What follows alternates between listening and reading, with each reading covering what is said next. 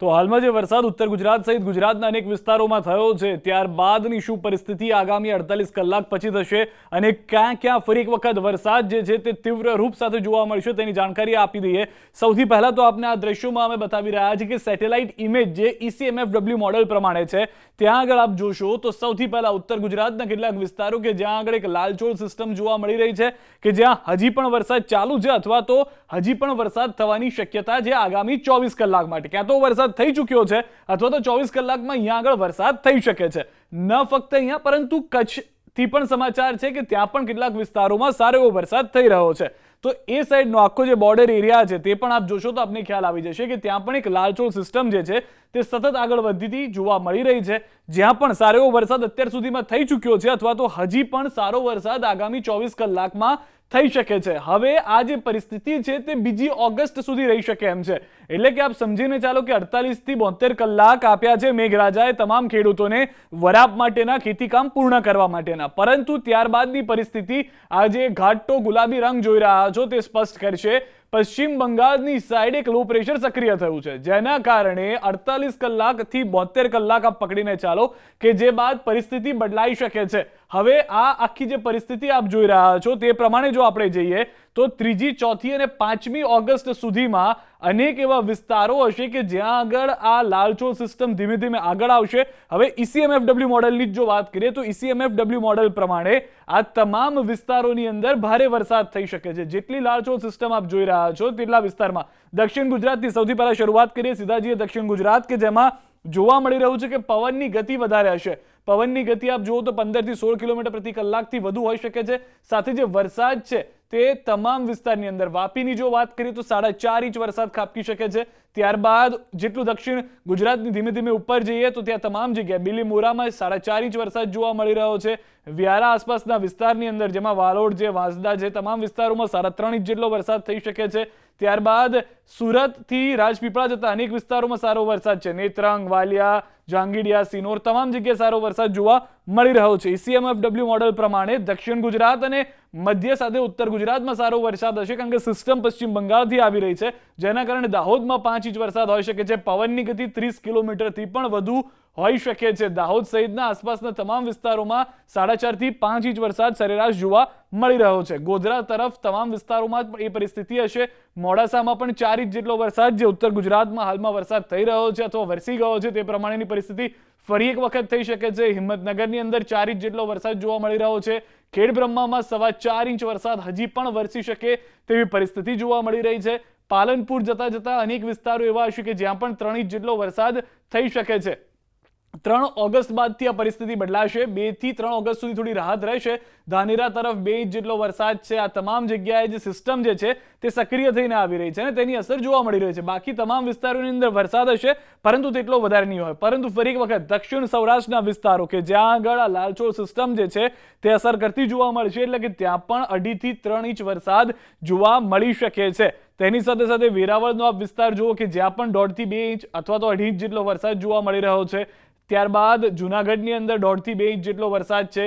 કુતિયાણા પોરબંદરમાં 2.5 થી 3 ઇંચ જેટલો વરસાદ જે છે તે જોવા મળી રહ્યો છે। આ 7મી ઓગસ્ટ સુધીના અલગ અલગ વિસ્તારોમાં પરિસ્થિતિનું નિર્માણ થઈ શકે છે અને સારો એવો વરસાદ ફરી એક વખત બીજી 3જી ઓગસ્ટની રજા જે અત્યારના જોવા મળી રહી છે મેઘરાજાની એ રજા બાદ જોવા મળી શકે છે। હવે જો વાત કરીએ અન્ય મોડલની તો ECMFW બાદ GFS મોડલ જે કહી રહ્યું છે કે વધારે વરસાદ થશે। જે ECMFW મોડલ કહેતું હતું તો એનાથી 2 ગણા આંકડા GFS મોડલ કહી રહ્યું છે। જે પ્રમાણે ફરી એક વખત દક્ષિણ ગુજરાત જઈએ જ્યાં વાપીમાં 12.25 ઇંચ જેટલો વરસાદ થઈ શકે છે જે GFS મોડલ કહી રહ્યું છે જ્યારે ECMFW મોડલ પ્રમાણે 4.5 ઇંચ વરસાદ હતો।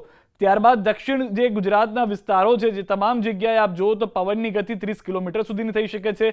10.5 થી 11 ઇંચ ધરમપુરમાં આવી ગયું, રાધામોટીમાં આવી ગયું, આ તમામ વિસ્તારોમાં વરસાદ છે। ત્યારબાદ અન્ય વિસ્તારોની વાત કરીએ બિલીમોરામાં 12 ઇંચ જેટલો વરસાદ થઈ શકે છે।